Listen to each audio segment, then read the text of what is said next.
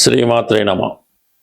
కర్కాటక రాశి వారికి ఈ వారం మరి 12వ స్థానంలో రవిగ్రహ సంచారం. ధనాధిపతి వ్యయ స్థానంలో ఉన్నప్పుడు ఆదాయం కన్నా ఖర్చు ఎక్కువ నడుస్తూ ఉంటుంది. అలాగే బుధుడు కూడా మరి ఈ వార ప్రారంభంలో వ్యయ స్థానంలో సంచరించడం జరుగుతుంది. అంటే ఇక్కడ తృతీయాధిపతి వ్యయస్థానం, ధనాధిపతి వ్యయస్థానం.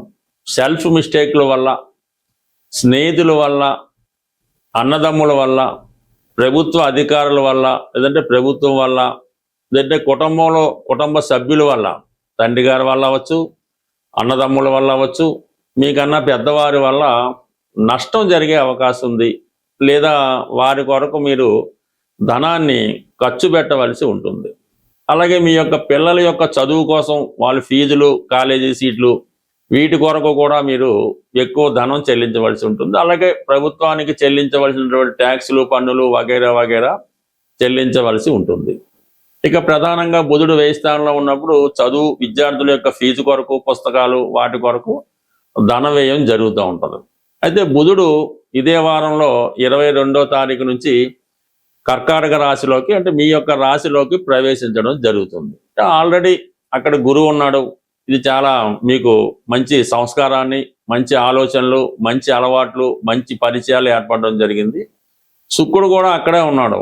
మరి ధన సంపాదించడంలో వివిధ మార్గాలు, మీ యొక్క బంధువులు మీకు సహకరించడం, అటు భార్య సహకారం లభిస్తుంది, ఫ్రెండ్ సహకారం లభిస్తూ ఉంటుంది. అలాగే ఏదో చాలా ఉత్సాహంగా, చాలా ఆనందంగా మీ జీవితం మీరు బతుకుతున్నట్టుగా చాలా ఆనందంగా ఉంటుంది, ఎవరి మీద ఆధారపడకుండా. దాంతో ఎప్పుడైతే బుధుడు కూడా ఎంటర్ అవడంతో ఇది విద్యార్థులకి చాలా బ్రహ్మాండంగా ఉంటుంది.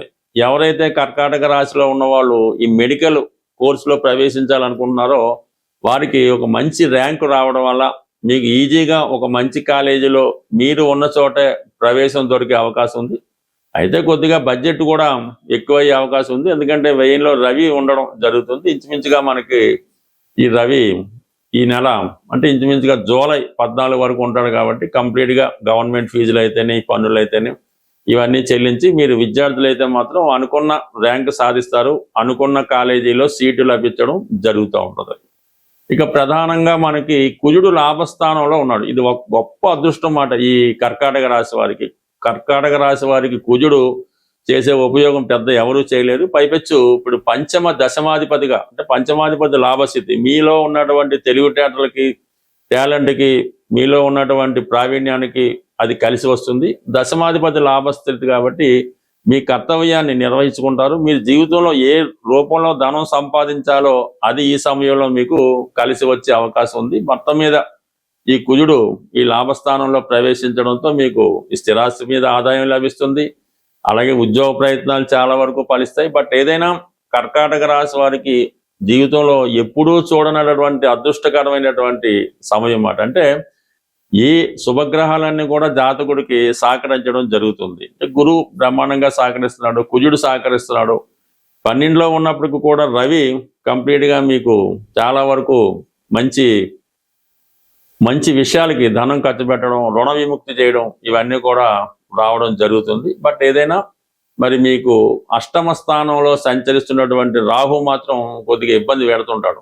ఏదన్నా మీకు ఆశ చూపించడం కానీ, ఏదో కారణం వల్ల మోసపోవడం కానీ జరుగుతూ ఉంటుంది. ఎస్పెషల్లీ ఇది కాలేజీలో మీరు చేరే సమయం కాబట్టి ఏదైనా బ్యాక్ డోర్లోనో, వేరే విధంగా సీట్ ఇప్పిస్తామనో, మెడికల్ కాలేజీలో సీట్ ఇప్పిస్తామనో, విదేశం పంపిస్తామనో, మిమ్మల్ని ధనం అడ్వాన్స్గా తీసుకొని ఎగ్గొట్టే అవకాశం ఉంది. కాబట్టి ఈ 100కి 100 పాళ్ళు ఈ సమయంలో పూర్తిగా మీ యొక్క నాలెడ్జు, మీ యొక్క టాలెంటు దాన్ని బట్టి మాత్రమే వస్తుంది తప్ప ఏ విధమైనటువంటి సైడ్ ఎఫెక్ట్ మీరు నమ్మవద్దు. అది కేవలం మోసంతో కూడుకున్నది. మీ యొక్క బలహీనతను ఆసరాగా తీసుకొని మిమ్మల్ని కావలసిన వారే మోసం చేసే అవకాశం ఉంటుంది. కాబట్టి ఎట్టి పరిస్థితుల్లో కూడా అటువంటి బలహీనతలకు లొంగొద్దు. పూర్తిగా మీ ప్రావీణ్యం మీదే సంపూర్ణంగా రావడం జరుగుతుంది. కాబట్టి 100కి 100 పాళ్ళు సాధించండి. ప్లస్ భాగ్యస్థానంలో ఉన్నటువంటి శని భగవానుడి పైన భాగ్యాధిపతి యొక్క గురు దృష్టి ఏర్పడడం వల్ల ఇది ఒక మంచి యోగం ఏర్పడింది. మీకు ఒక 10% అదృష్టం ఉంటే 100% కలిసి వచ్చే సమయం కాబట్టి పూర్తిగా ధైర్యంగా మీరు అనుకున్నది సాధించే ప్రయత్నంలో 100కి 100 పాళ్ళు విజయం సాధించే అవకాశం ఉంటుంది. మరి ప్రస్తుతం గోచార రీత్యా సమస్యలు ఎదుర్కొంటున్నవారు, అంటే ఏదైనా ప్రతి సమస్యకి కూడా శని భగవానుడు ఒక్కడే కారణం అవడం, అలాగే అదృష్టాన్ని ఇవ్వడానికి గురుగ్రహం ఒక్కటే కారణం కాదు. బట్ ఏదైనా గ్రహాల యొక్క అనుగ్రహం పొందాలంటే ముందుగా మనం ఏ గ్రహం యొక్క అనుగ్రహం పొందాలన్నా రవిగ్రహ అనుగ్రహం తప్పనిసరి. అందుకనే ప్రతి ఒక్కరూ జీవితంలో ప్రతిరోజు కూడా ప్రథమంగా ఈ సూర్య నమస్కారం చేసుకోవడం, వీలున్న వాళ్ళు ఆదిత్య హృదయాన్ని పారాయణ చేయడం వల్ల రవి అనుగ్రహిస్తాడు.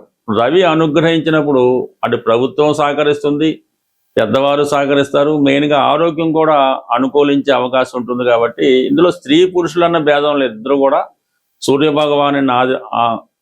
భగవాను ఆరాధించడం వల్ల మీలో కాన్ఫిడెన్స్ పెరుగుతూ ఉంటుంది. అయితే మనం ఏ పని చేయాలన్నా కూడా శని యొక్క అనుగ్రహం కూడా తప్పనిసరిగా ఉండాలి.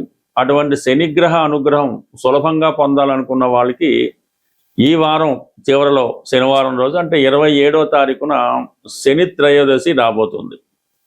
ఆ శని త్రయోదశి నాడు విధి విధానంగా మీరు శివాలయంలో ఉన్నటువంటి నవగ్రహాలైనా, ఇండిపెండెంట్గా ఉన్న నవగ్రహాల్లో అయినా ఆ రోజు విధి విధానంగా శని భగవానునికి అభిషేకం లాంటిది చేయించవలసి ఉంటుంది. అది స్వతంత్రంగా కాకుండా అక్కడ ఉన్నటువంటి పురోహితుల ద్వారా, ఆ గుడి యొక్క పద్ధతి ద్వారా 1 by 1 అంటే ఒకరి తర్వాత ఒకరు ఆరాధించుకోవాల్సి ఉంటుంది. ఇప్పుడు సాధారణంగా ఏం చేస్తారంటే ఒకరు ఏదో పువ్వులు పెట్టి పూజ చేస్తుంటాడు, ఒకడేమో నువ్వులు వేస్తుంటాడు, ఇంకోటి వచ్చి ఆయిల్ వేస్తుంటాడు. ఇలాగా అది శనికి చాలా డిస్టర్బ్ అవుతూ ఉంటుంది. అది క్రమశిక్షణ లేకపోవడం అన్నది శని భగవానికి చాలా ఇబ్బంది కలిగే విషయం. కాబట్టి ఏ సమయంలో అయితే మనకి ఎప్పుడైతే శనివారం శనిహోర ప్రారంభమైందో అది 1 by 1 శనికి డిస్టర్బ్ లేకుండా క్రమశిక్షణతో ఈ అభిషేకం చేసుకోవడం. అభిషేకం అయిన తర్వాత కంపల్సరిగా మీరు ఏ దేవాలయంలో పూజ చేస్తారో ఆ దేవాలయంలో ప్రధాన దేవతను కూడా అర్చించి, అంటే వీలైతే శివాలయంలో అభిషేకం చేయించుకొని ఆ రోజంతా కంపల్సరిగా నియమంగా ఉండాలి. శని అభిషేకం అయిపోయిన తర్వాత బయటకు వచ్చి టిఫిన్ చేయడం, మామూలుగా నిత్య కార్యక్రమాలు ప్రారంభించకుండా చాలా నియమంగా సాధ్యమైనంత వరకు సాత్వికమైన ఆహారం తీసుకోవడం, ఆయిల్తో చేసిన చాలా వరకు అవాయిడ్ చేయడం, చాలా సాధారణమైన జీవితాన్ని గడపడం, వీలైతే ఆ రోజు నేల మీద పడుకోవడం. మర్నాడు ఆదివారం కాబట్టి 90% ఆదివారం కూడా ఆ నియమాన్ని మీరు పాటించవలసి ఉంటుంది. అంటే ఏదైనా ఈ 2 రోజులు కూడా సంపూర్ణంగా మీరు చాలా సింపుల్ లైఫ్ అనుభవించడం వల్ల ఆటోమేటిక్గా శని భగవానుడి యొక్క అనుగ్రహానికి సులభంగా పొందడం జరుగుతుంటుంది. మామూలులో చేసుకోవచ్చు. ఈ ప్రత్యేక పర్వదినాల్లో చేసుకున్నప్పుడు ఆ ఫలితం మరింత అధికమైనటువంటి ఫలితాన్ని ఇవ్వడం జరుగుతుంటుంది. కాబట్టి కంపల్సరిగా మరి ఈ వారంలో వచ్చే శని త్రయోదశి, ఆ మన్నాడు వచ్చే ఆదివారం 2 రోజులు చేసుకోవడం వల్ల కంప్లీట్గా మీరు అటు సూర్య భగవానుడి అనుగ్రహం, శని భగవానుడి అనుగ్రహం లభించి మీ జీవితంలో ఉన్నటువంటి చిన్న చిన్న సమస్యలకి చాలా సులభంగా పరిష్కారం లభిస్తుంది. స్వస్తి.